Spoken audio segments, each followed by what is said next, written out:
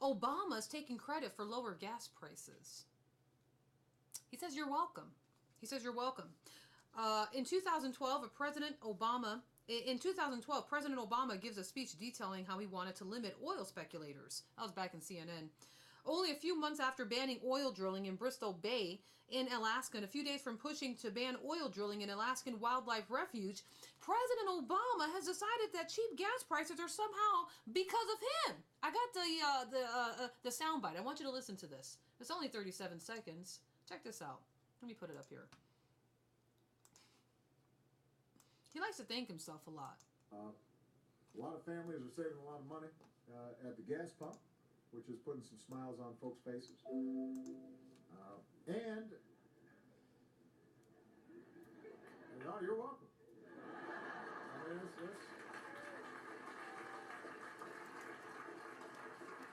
although I was telling somebody the other day, at some point they're going to go back up, so don't start, going out there and ignoring, the mileage on when you're buying a new car. So you got to keep looking for those savings. A lot of families are saving a lot of money at the gas pump, which is putting some smiles on folks' faces. And no, you're welcome. No, you're welcome. No, you're welcome. So all of a sudden, he's taking credit for low gas prices. But if you remember, he was asked when he was, seeking re-election, going up against Mitt Romney. I don't know if you guys remember, but he was in a presidential debate with Mitt Romney back in 2012, and Candy Crowley asked the question, is it the responsibility of the federal government to lower gas prices? And I want you to hear this soundbite. President, could you address, because we did finally get to gas prices here, could you address what the governor said, which is if your energy policy was working, the price of gasoline would not be $4 a gallon. Well, think about what the governor just said. He said, when I took office, the price of gasoline was $1.80, $1.86. Why is that? Because the economy was on the verge of collapse. All right. We're going to repeat that again. We have to, because we here at Open Your Eyes People has been telling you that these low gas prices is a precursor of a great stock market crash, a great economic collapse in the U.S. 2015 is going to be a very interesting year. Look around the last quarter of 2015. We have Obama taking credit for low gas prices. You just heard the soundbite a few seconds ago. He's loving it. During the 2012 presidential debate,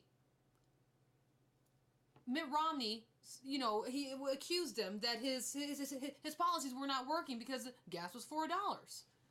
And he made it very clear, just as you heard here, that when the gas prices were so low during the time of Bush, it's because the economy was on the verge of collapse.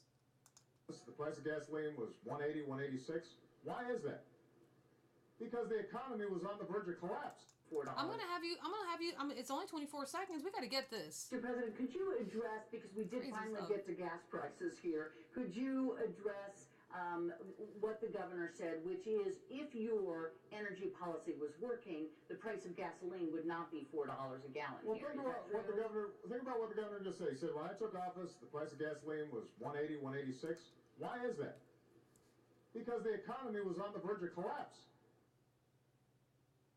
The economy was on the verge of collapse. North Dakota may lose 5.5. The sacrifices. Excuse me. me. How many of you know someone who served it? Oh, goodness.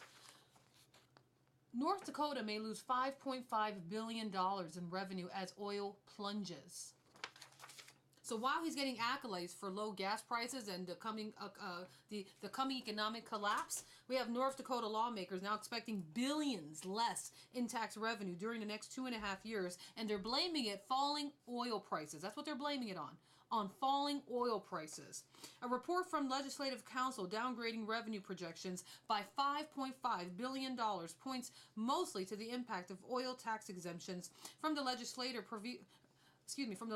previously failed to reform.